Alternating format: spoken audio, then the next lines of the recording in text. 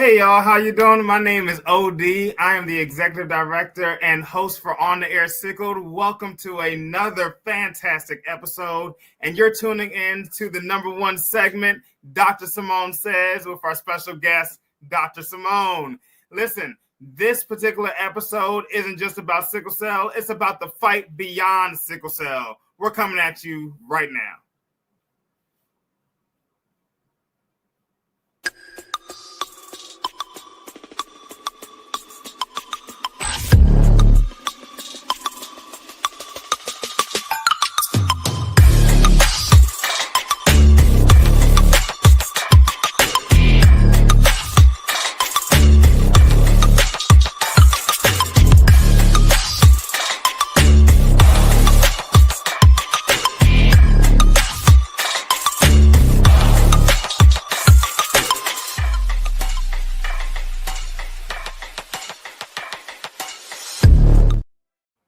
Hey, y'all, welcome back to the show. Listen. This segment is going to be so special. You want to know why? Because we're talking about the fight beyond sickle cell. We know that we as sickle cell warriors go through our own pains, our own battles. You know, we have to deal with work. We have to deal with prejudices. We have to deal with judgments all over the place. And we have to still keep our head on a swivel. But listen, Dr. Simone is going to be talking about something very, very special, a series of topics, in fact, and you do not want to miss it. Before we jump into the show, I want to give a special thanks to our sponsor, our one and only sponsor that is consistent with us, Sickle Cell Medical Advocacy. Listen, they are the people that you want to call if you need a healthcare navigator. You might ask, what is a healthcare navigator? They are the people that want to stand by you and fight with you the right way. They will get in contact with your doctors. They will get in contact with the nurses. They will have the conversations on your behalf to support you when you are struggling in the emergency room. Don't fight this battle alone. Contact Sickle Cell Medical Advocacy today at www.sicklecellmedicaladvocacy.org. All right, ladies and gentlemen, thank you for that. Listen, let's not waste any more time. We are going to bring in the one and only Dr. Simone Yuan. Dr. Simone, welcome to the show. Thank you, Otmar. It's good to see you again, and I look forward to this session. Awesome. It is a pleasure to see you. And I'm so honored to be able to have this discussion with you. I mean, we have a series of topics lined up. I don't want to waste any time. The first thing that I kind of want to jump into is, you know, what's going on with Sickle Cell Medical Advocacy right now. It is April, and what are the challenges that we're facing with Sickle Cell Medical Advocacy? Well, first of all, let's talk about the triumphs, right? So the triumphs are that about a month ago, we were here talking about, we have this, new cohort of people that are coming in for sickle cell medical advocacy, for the sickle cell healthcare navigator certification course. And so we were trying to meet a certain amount. We had a grant from the Florida State in collaboration with FSCDR, Foundation for Sickle Cell Disease Research. And we have a service contract with them. And so we had to make sure that we had 20 Floridians. So 20 Floridians with sickle cell disease. And this was the first time that we were going to focus just solely on Florida, because normally we focus on all the other states we're in. We're in 23 states currently. But this time around, we had the task of having whatever else we had. We had to have 20 Floridians, and we were able to meet and exceed that goal, which is a triumph. And it's a triumph because each and every person that signs up, first of all, there's so many goodies in this package. And in part because I built it out that way, right? So I wanted for people to come and enjoy learning, but also be rewarded for the fact that they're taking time out to help other people. Essentially, that's what they're doing, right? They're motivated members of the community who are saying, you know what, we don't like what we're seeing with sickle cell patients in the emergency room. And so we want to change it by being advocates and speaking on their behalf when they can't speak for themselves, when they're in a lot of pain. And so, so we created a package that included my 2 books. Right. So my a doctor in a patient's body, which is pretty much, I think, a cheat sheet for life. And also All Rise, the Sickle Cell Community versus the Medical Establishment. That was really written for providers, but at the level that a layperson could go in and read it and didn't have to read through medicalese, that they could understand what was being written as well. And so those 2 books are on Amazon, $30 each, and they're in the package at the end that the students are going to get free of charge, along with a gift card and a lot of other goodies that are in the package. But I'm excited that we were able to meet and exceed that, as well as we have a few people that we let in from other states, but they're representing their states for the first time. So many of them are in states that we're not currently in. So by the time we graduate, we'll be in 24 or 25 states, because they'll be representing those states as well. So we're excited about that. Awesome. Listen, I mean, you are just on a ball. I mean, since you started SCMA, you have launched your Healthcare Navigator course. You have done the SC Help, which has now been rebranded as the Empowerment. The Empowered Patient, yes. Empowerment Patient Program. And so tell us a little bit about that.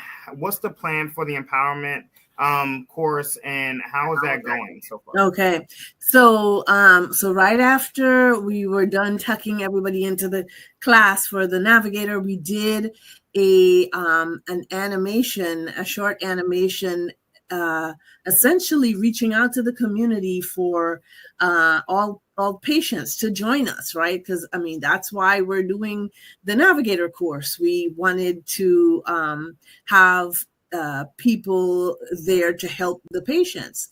And then we got a word that we are getting caught in this vortex of DEI and all the stuff that's going on out there that I've tried so hard not to be a part of, because I just feel like we're people. We're not, Democrats or Republicans. We're people. And so but the programs that are getting targeted right now are essentially causing a cut in our budget for programs. And so the Empowered Patient training is going to be crucial, because if nothing else, they will be empowered themselves to be able to do what we're doing with the Navigator program.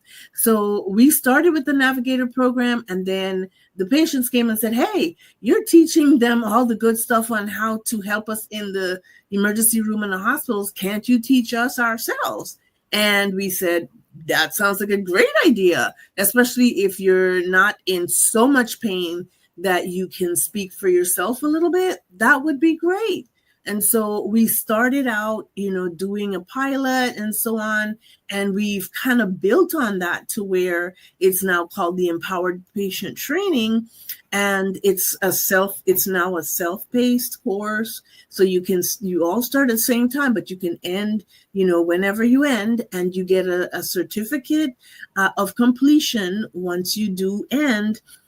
You get a certificate of completion, you get a uniform, and you also get goodies. You do get my 2 books as well, and some other goodies that are in that package. And so we are essentially, because of everything that's happening and because of the cuts that's happening, we are imploring patients to come and get trained, because if nothing else, if all the programs get cut and you don't have a navigator, to reach out to, you will at least have yourself.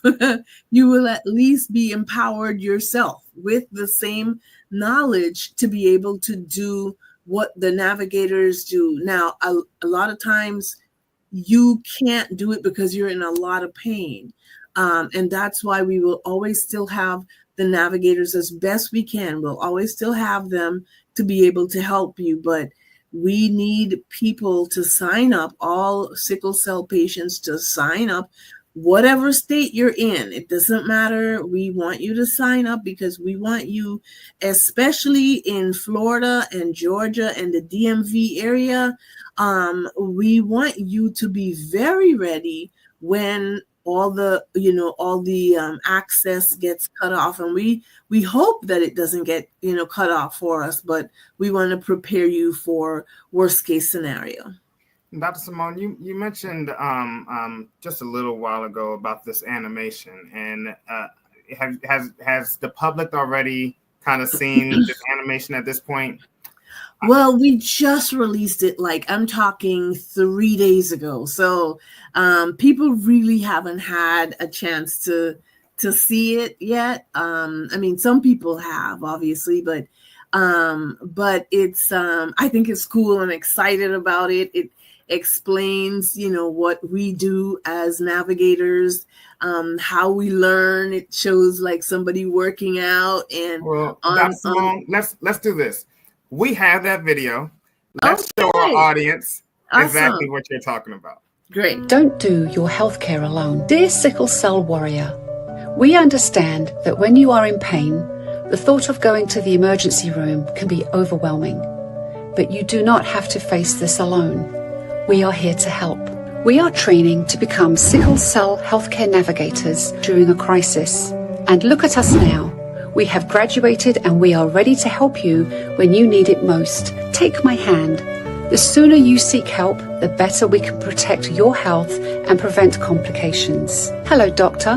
My name is Emma, and I am a sickle cell healthcare navigator. I am part of this patient's care team to help ensure a smoother and more efficient experience for both you and the patient. Look at you. You are feeling better and ready to embrace life again. We are so happy to see you thriving. Remember, we are just a call away.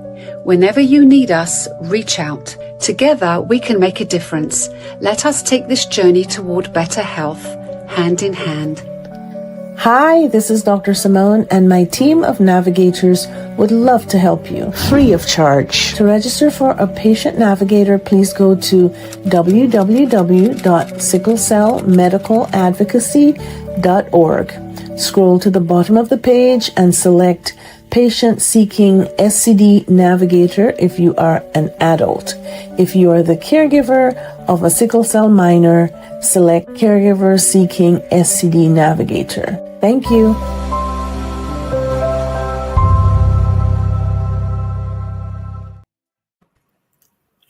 So one day I'm going to get tired of all of these things, but right now we're so young. It's our first one. I'm so excited to launch that, and I'm so excited to see it played. I'm like, oh my gosh, this is so awesome. Yeah.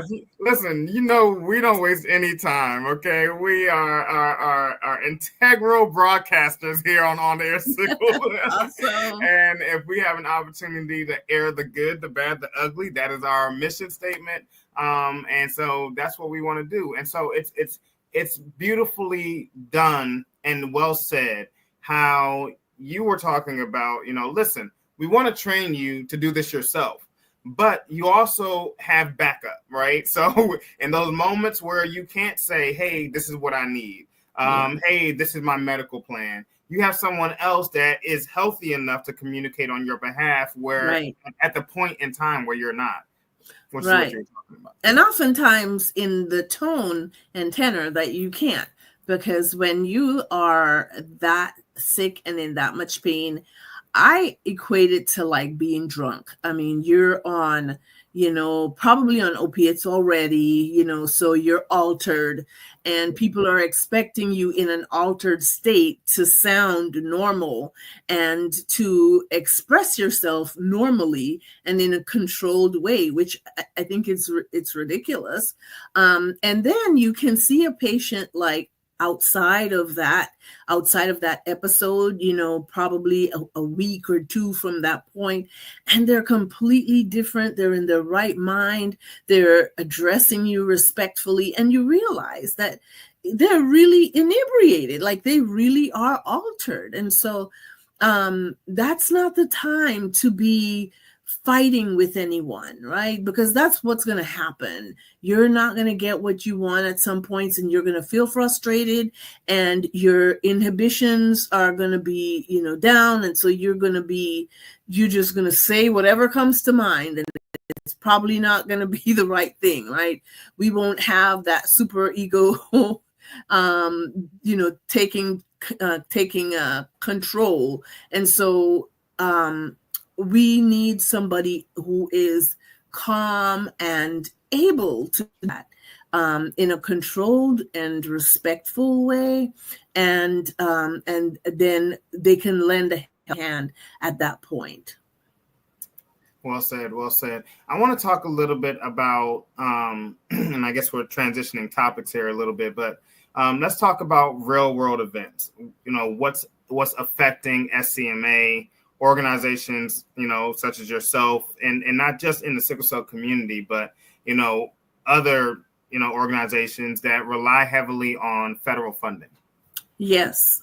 So, like I said, I've been working hard, number one. So I haven't really, been paying attention to all that has been going on, but I do know that from time to time, I get mails that talk about, what's going on in the sickle cell community, and then it gets a little closer. So we had a meeting on Thursday, I believe it was, where nobody could even do the meeting because everybody was shell-shocked from the fact that the Department of Health and Human Services had essentially cut a lot of employees and cut a lot of funding from the CDC, and which is the Center for Disease Control, and the National Institutes of Health, specifically a division called NHLBI, which is the National Health, was it NH, National Health Lung Blood Institute, something like that. Like I always mix it up, but essentially NHLBI is the part that does the lung and blood diseases, and we fall under blood diseases and heritable disorders, to be specific. And so we found out that some key people in those spaces got cut that used to really be helpful to us.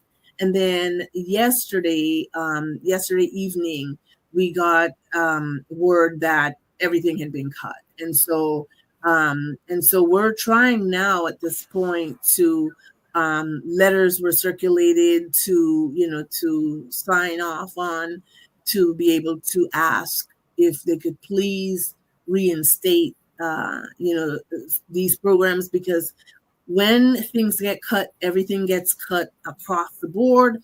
And then what happens is they then see what is very needed. And of course, right now, like the sickle cell data collection program from the CDC is the only program that is doing surveillance of sickle cell disease, like who is where, right? Where the patients are, where the needs are the greatest, who has what insurance, who has what needs are coming up in the different populations that are across the United States with sickle cell disease. They're literally the only surveillance program. So to cut that is basically to cut anything to do with sickle cell disease, period. And so of course we were going to be doing work with the sickle cell data collection program, and so that's going to be cut. So essentially, all we have is what was already agreed upon in contract, which is funding up to June. And once we're past June, we just have to see if the state will still continue, to fund, or if that's it. Yeah, it makes it very challenging to be able to, no pun intended, navigate it all. I think it's a fear amongst the sickle cell community genuinely is, what happens next, Yeah. I mean, anything from, medical treatments that are working, medical research is, it's stopping, it's really, really difficult to be able to, and this is, again, part of this ugly part of our slogan, right, is that, this can really transform or put us back, several decades at this point. Yes. For real. Like, it's just hard to believe, because we still have so far to go, but we've come so far. And I think that's a powerful statement, is that, with all the things that we've accomplished for sickle cell treatment and the sickle cell community at large, to be able to see, right in front of us that these programs, these, opportunities can easily be snatched away from us like that. It's already hard cost-wise to be able to jump in and say, yes, I want that treatment, because the average person with sickle cell doesn't have the funds to be able to just sign up for. Absolutely. And this is, it's a blessing that people are able to do bone marrow transplant and stem cell research, but there's so many that can't do it because they can't afford it, Right, so right. The little bit that we can afford, to have that almost the rug snatched from under you, it's hard. It's hard. And it's interesting too. I'm not going to name names, but even the pharmaceutical companies are, we think, oh, they get their money from, all of the medications that they sell. But before they ever sell a medication, they go to the government and get grants to do research to be able to produce that, that drug. And so when everything came down with the DEI, basically un-DEIing yourself, like they had to all then write to us saying that, they don't participate in DEI. And it was so hard to watch that, because, these people are in our space, not because they're doing us a favor. Let's get that straight. They're here because they are working on a drug for sickle cell disease, or some treatment for sickle cell disease, and you can't just take from a community without giving something back. And they do this with any community. It's not just the sickle cell community. We probably get the least back, but they usually, come in, find out, different information that's pertinent to their, clinical research from us, get us to sign up to do all of these clinical research, programs. And so when everything is, goes to market and, and the money is rolling in, we simply ask, hey, when you get to that point, please don't forget us. Please don't forget that there are still people going to the emergency room with doctors not knowing what sickle cell disease even is, and having them wait for hours for something that's similar to a heart attack and should be treated in the same category with the same speed as a heart attack. But you have people waiting up to 17 hours and dying because essentially their organs are getting busted up from the inside out. We have doctors that are still not aware of the gravity of what's going on with sickle cell disease. And so that's why our organization exists. Our organization exists to bring awareness and to teach, concerned citizens what is needed to be taught so that they can then walk side by side with that patient and inform the providers about things that they may not have at their fingertips, which saves the lives of the people that are there. We've seen it over and over and over. I remember when I first started, I wasn't sure of myself and the impact that I could make, but it was so obvious that people's lives were literally being saved because of this. So they're coming in to give back from what they have taken so that we can truly care for the community in the way it needs to be cared for. And so it's not anything that's given out of the goodness of your heart. It's because, there is a relationship, and because you in one aspect you take, and in another aspect you're expected to give back as well. Yeah.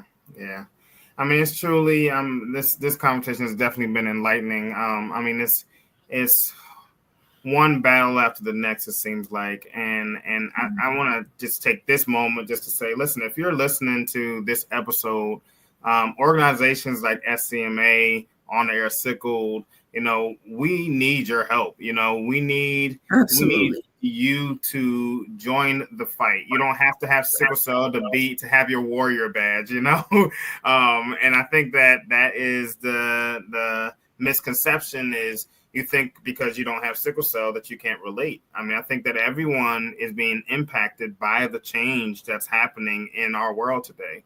And so it's very, very hard. It's a very hard pill to swallow. Also, no pun intended. But it's a very hard pill to swallow that this is our reality. But this is also a chance for us to stand up, a chance for us to allow our voices to be heard, a chance for us to really be able to make an impact, in our community, whether it's in the political realm or just in, your neighborhood. Tell somebody about SCMA, share the good work that's being done, because without funds, missions don't happen. It's just the truth, right? And money is what makes missions. Money makes the mission, because you don't build a house without having sustainable funds. You can't pay your bills without having sustainable funds. It's the same thing here, right? And so I remember, Dr. Simone, that talking about money was so hard for me to do until starting On The Air Sickled. And I'm like, oh my gosh, there's so much that goes in, and there's so much work that needs to be done. And people don't know. Yeah. You wear that title of founder or executive director, and it's like, oh no, I can't do my dream because, but Selah, as my son has just learned what that word meant. Selah. But yeah, I just want to thank you, Dr. Simone, for sharing another powerful episode of Dr. Simone Says. Before we close off, I want to know if there's anything else that you would like to share to the audience. No, just don't forget that if you are someone living with sickle cell disease, or someone living with sickle cell disease, please go to www.sicklecellmedicaladvocacy.org and sign up. Even signing up shows that the program is needed. And so that speaks volumes as well. And so we want to empower you, and you also help us to spotlight the need for sickle cell disease care and these programs. So thank you. All right, ladies and gentlemen, there you have it. Dr. Simone, thank you so much for another wonderful episode of Dr. Simone Says. We're going to put you in the green room as we close out.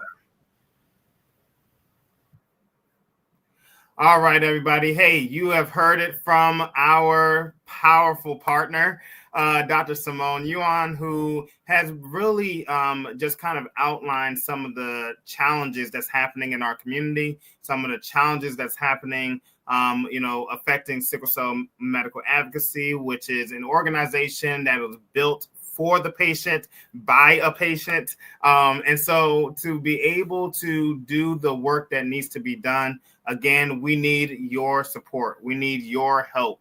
And so if you would like to share your story with On The Air Sickled, you can join the podcast. Very simply, go to www.ontheairsickled.com, click that share my story link, and communicate to our team members, and somebody will get in touch with you. You could be the next guest on the air.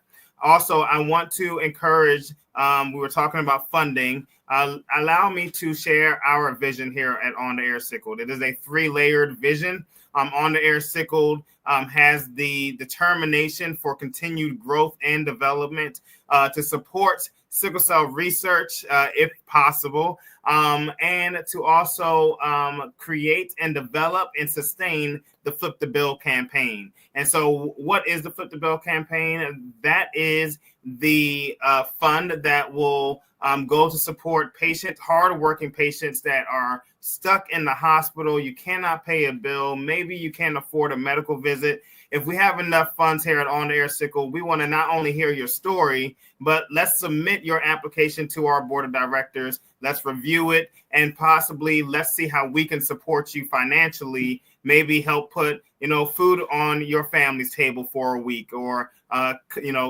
pay for your copay for a visit that you need. We want to be able to give back to the sickle cell community. Again, an organization for the patient by a patient, right? And then also, how do you donate to On The Air Sickled? Simply go to our PayPal. Okay, you can donate any monetary amount of any kind at On The Air Sickled OD. All right, so it's there on the screen. Please feel free to, give $1, give $5, give whatever God has placed on your heart to give. Your funds land on good soil, and so it helps to produce, episodes like this, where we have these segments from a medical professional who's also a sickle cell patient, who knows our fight and our struggle and wants to help to push the community forward. Okay. And so with that being said, ladies and gentlemen, please make sure that you go to YouTube if you're watching this episode and you hit that notification button. Never miss an episode of On The Air Sickled again. All right. You want to make sure that you are up to date on all of our information. When you connect with On The Air Sickled, you have the opportunity to get our monthly newsletters, which we have just launched last month. So another newsletter will be coming out this month for April. Also, I will have the pleasure of speaking at Howard University coming up soon. And so I will be one of the guest speakers there at their men's symposium dealing with sickle cell disease. And so I want you to be able to join us there and be able to receive at that particular event. That's April 25th. If you are interested in attending and you're able to attend, it's at Howard University. I will be there. A few members of my team will be there, but you'll be able to hear a little bit of my view on the weight we carry. All right. Ladies and gentlemen, thank you so much for joining us here at On The Air Sickled. Thank you for joining our segment, Dr. Simone Says. Special thank you to Dr. Simone Yuan for sharing her views on the current status, the fight beyond sickle cell. And so if you are interested, again, in being part of the show, you have that opportunity. Go to www.ontheairsickled.com. Until then, ladies and gentlemen, stay warm, bundle up. The weather is changing, but we still have a little bit of a cold storm happening here. Today's weather is a high of 48, low of 30. Tomorrow, we're looking at a high of 53 and a low of 37. So make sure that you stay warm and stay strong.